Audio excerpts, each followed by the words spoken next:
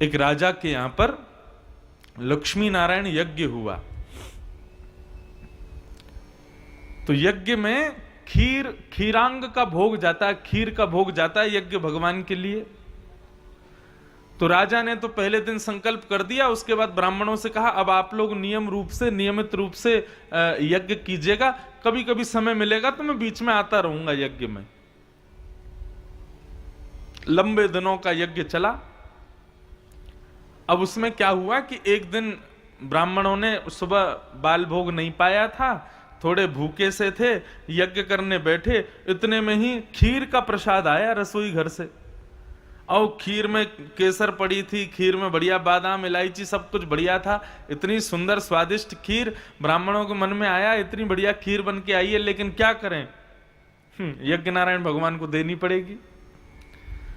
लेकिन कुछ छोटे ब्राह्मण भी थे, उनको वो रोक नहीं पाए खुद को, और उन्होंने वो जो खीर यज्ञ नारायण भगवान के लिए आई थी वो खुद खा ली। सब लोग खा गए और उनसे मांग मांग करके बड़े बड़े ब्राह्मण भी खा गए। अब स्थिति ये हुई कि सब ब्राह्मण बोले भाई देखो खीर खा तो ली हम लोगों ने, लेकिन राजा को पता नहीं चल जाए कि हमने ऐसा कुछ किया है। बोले बिल्कुल ध्यान रखेंगे, राजा को ना पता चले। अब रात्रि में राजा जैसे ही सोया, तो रात्रि में जैसे ही राजा की निद्रा आई है, तो राजा के स्वप्न में नारायण भगवान नृत्य करते हुए प्रकट हुए, और रानी के स्वप्न में साक्षात लक्ष्मी जी नृत्य करती हुई प्रकट हुई। प्रातःकाल जब दोनों उठे तो दोनों बड़े प्रसन्न। तो राजा ने पूछा, हे रानी तुम इतनी प्रसन्न क्यों हो? बोले पहले आप बताओ आप इतने प्रसन्न क्यों हो? बोले मैंने रात्रि में स्वप्न में ठाकुर जी को देखा, चतुर्भुज रूप नारायण नृत्य कर रहे थे। रानी बोली आपने नारायण को देखा, मैंने लक्ष्मी को देखा, वो भी नृत्य कर रही थी। तो राजा ने कहा हो ना हो देवी, हमारे गोत्र से हमारे नाम से ब्राह्मण देवता लक्ष्मी नारायण यज्ञ कर रहे हैं, तो नारायण और लक्ष्मी बड़े प्रसन्न हैं, इसलिए वो नृत्य करते हुए हमको स्वप्न में दिख रहे हैं। राजा ने कहा तो ठीक है, एक काम करते हैं, आज जाके ब्राह्मणों को धन्यवाद कह के आते हैं कि आज उन्होंने बड़ी कृपा की हम लोगों पर।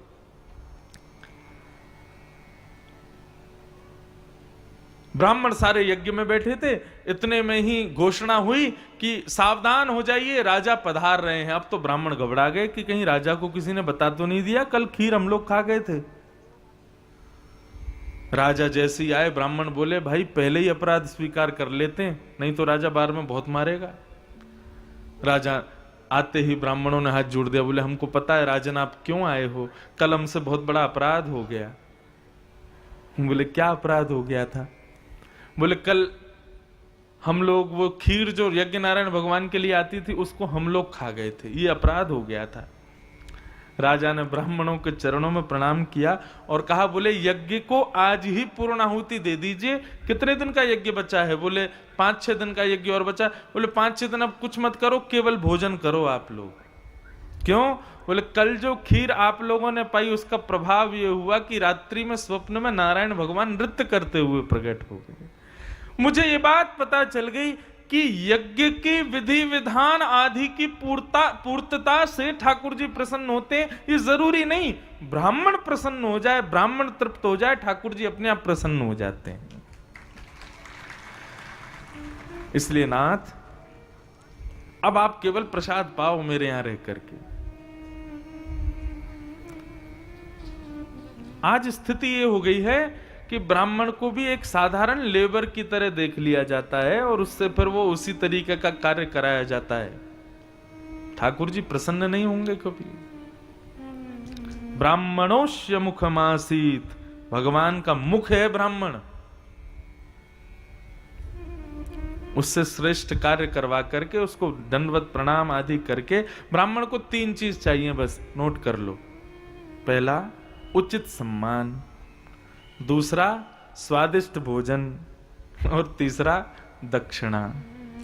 केवल ये 3 चीज में परिपूर्णता कर दो, ब्राह्मण आनंदित हो जाएगा, आपका यज्ञ सफल हो जाएगा।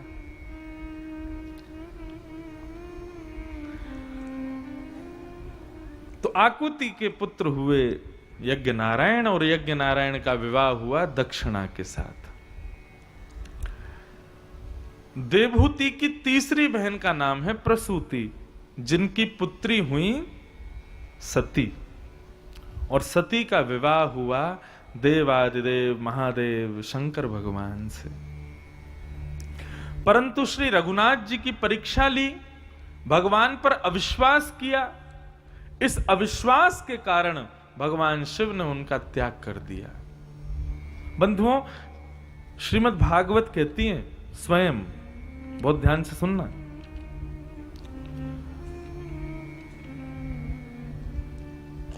कि गुरुर्न सस्यात् स्वजनो न सस्यात्, पिता न सस्यात् जननी न सस्यात्, दैवं न तस्यात् न पतिश्च सस्यात्, नमोचयेत् समुपेत मृत्यु। बहुत ध्यान से सुनिए। भागवत, ये 4 अक्षर हैं।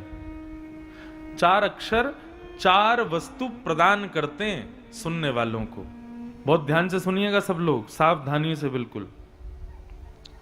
पहली वस्तु भा यानी कि भक्ति, दूसरी वस्तु ग यानी कि ज्ञान, तीसरी वस्तु व यानी कि वैराग्य, और चौथी वस्तु त यानी कि त्याग। भक्ति ज्ञान वैराग्य त्याग is equal to Bhagavat.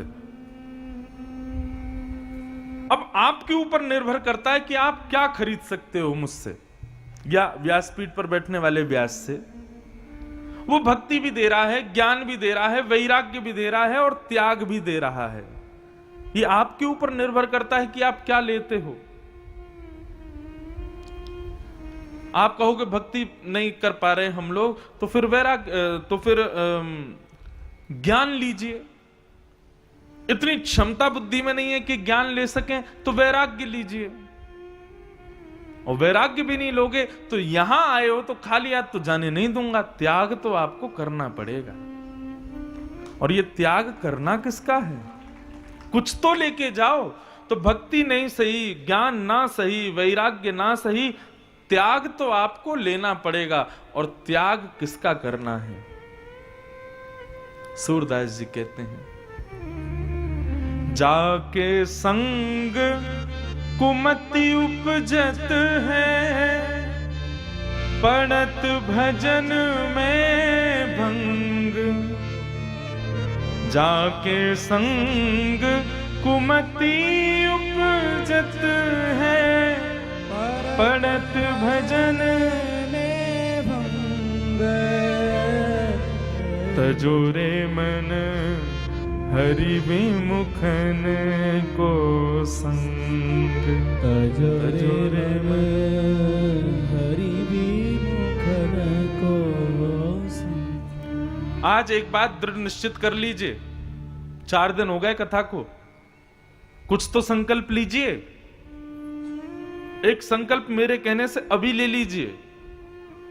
Hari विमुख करने वाला और हरि विमुख जो है, ऐसे व्यक्ति का हम संग नहीं करेंगे। ये संकल्प आज ले लीजिए। जो ठाकुर जी का उपहास करते हैं, ठाकुर जी के प्रति कोई भावना नहीं रखते, ठाकुर जी के प्रति उनकी जरा सी भी श्रद्धा नहीं है, ऐसा हमारा कितना भी अपना क्यों नहीं है, उसका त्याग करो।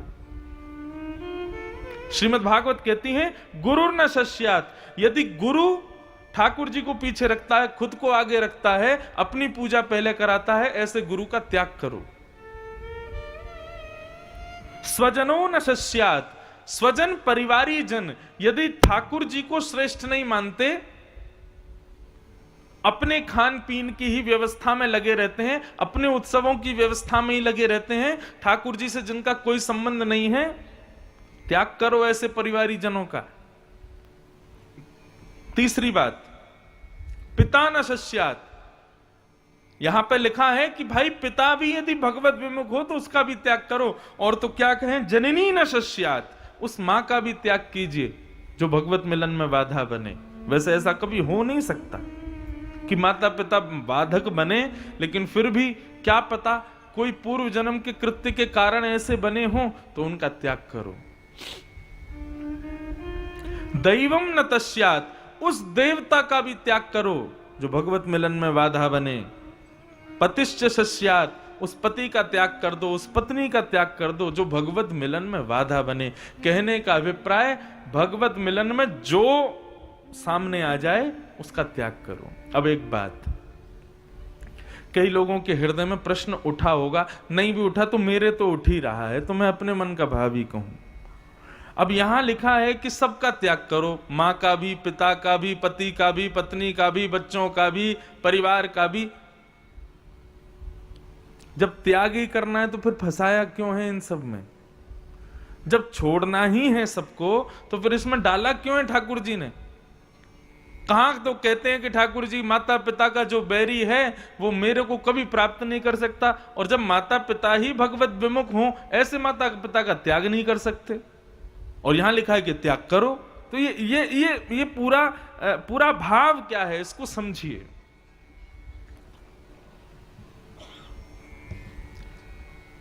त्याग केवल शारीरिक ही नहीं होता है, मानसिक भी होता है। कई बार हम ऐसे लोगों के साथ में केवल रहते हैं, मन से हमारा कोई संबंध नहीं होता उनसे, लेकिन क्योंकि व्यवहार निभाना है इसलिए हम शारीरिक उपस्थिति दर्ज कराते हैं अपनी। बहुत ध्यान से सुनिएगा गंभीरता को। कई लोग ऐसे आते हैं जीवन में जिनसे हमारा हृदय कभी संबंध नहीं बना पाता, लेकिन व्यवहार के कारण अपने शरीर का, अपने व्यवहार का, वातावरण का, मान का, मर्यादा का पालन करते हुए मुझसे संबंध रखते हैं। लेकिन हमारे यहां शरीर से किसी के साथ संबंध है वो विशेष नहीं है, मन से किसी के साथ संबंध है वो विशेष है। तो यहां जो त्याग करने की बात आई है ना, मां को त्यागो, पिता को त्यागो, पत्नी को त्यागो, बच्चों को त्यागो, स्वजनों को त्यागो, जो भगवत मिलन में बाधा बने उस गुरु को त्याग दो, तो इनका त्याग शरीर से नहीं करना है। माता पिता को छोड़ के कहां जाओगे? ऐसी कथा तो नहीं करनी हमको कि बच्चे बेचारे घर छोड़ छोड़ के भाग जाएं। क्या करना है? 2 बार प्रयास करो, यदि संभव हो सके जो भगवत विमुख है वो भगवत सन्निधि प्राप्त करे, और वो नहीं करता है तो फिर मन से उसका त्याग करो। शरीर से ना भी हो तो चलेगा, लेकिन मन से त्यागो। भगवान शिव ने सती का कोई देह से त्याग नहीं किया था, मन से त्याग किया था। सती ने जब राम जी की परीक्षा ली तो भगवान शिव ने केवल एक क्रिया की थी। जो आसन सती का बगल में लगा होता था ना, उठा के सामने रख दिया। अब तुम बगल में बैठने योग्य नहीं हो, सामने बैठो। बस इतना त्याग किया था शंकर जी ने। ना तो सती से ये कहा कि तुम चली जाओ, तुम हमको छोड़ दो, कुछ नहीं, केवल मन से त्याग किया और मौन हो गए। मानसिक त्याग। सती चरित्र सुनाया गया, भगवान शिव का मंगलमय भाव यहां पर प्रस्तुत किया गया। फिर आगे कथा आई उत्तानपाद राजा की। हम सती चरित्र को तो पूरा नहीं कहेंगे, आज कृष्ण जन्मोत्सव करना है, लेकिन भगवान शिव को प्रणाम कर लें, महादेव को प्रणाम कर लें, ओमकारेश्वर प्रभु को प्रणाम कर लें, महाकाल को प्रणाम कर लें।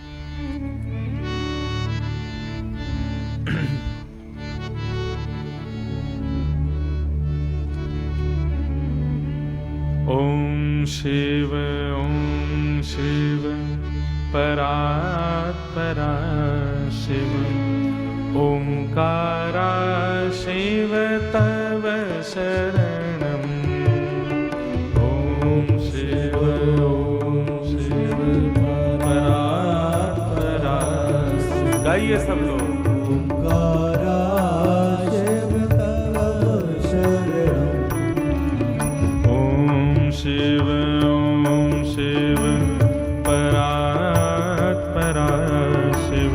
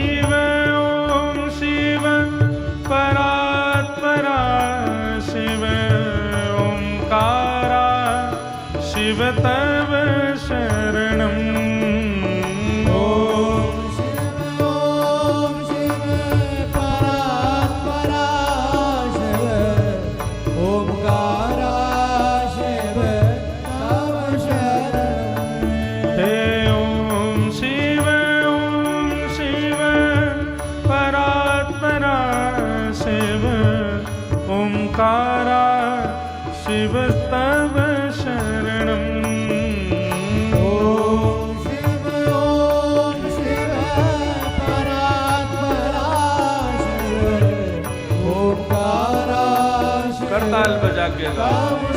जय हो। ओम शिव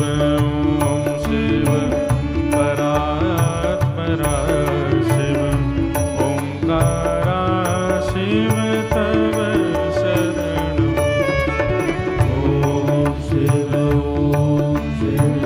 परात्परा शिव ओंकारा शिव तव शरणं। हे मृत्युंजय हे पशुपति शिव विषंग भूषण तव शरणं। हे मृत्युंजय पशुपति शंकर भुजंग भूषण तव शरणं। कैलाशवासी जग अविनाशी पार्वती पति तव शरणं। कैलाशवासी जग अविनाशी पार्वती पति तव शरणं। ओम शिव परात्परा शिव ओंकारा शिव तव शरणं। ओम शिव परात्परा शिव ओंकारा शिव तव शरणं। ओ हे शशि शेखर शंभु शिव प्रिय शिव गंगाधर तव शरणं। हे शशि शेखर शंभु शिवा प्रिय शिव गंगाधर तव शरणं। हे शूलपाणि सोम शिवा प्रिय शिव शिव विष्णु तव शरणं। हे शूलपाणि सोम शिवा प्रिय शिव शिव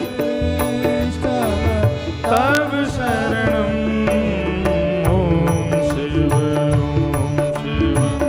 परात्परा शिव ओंकारा शिव तव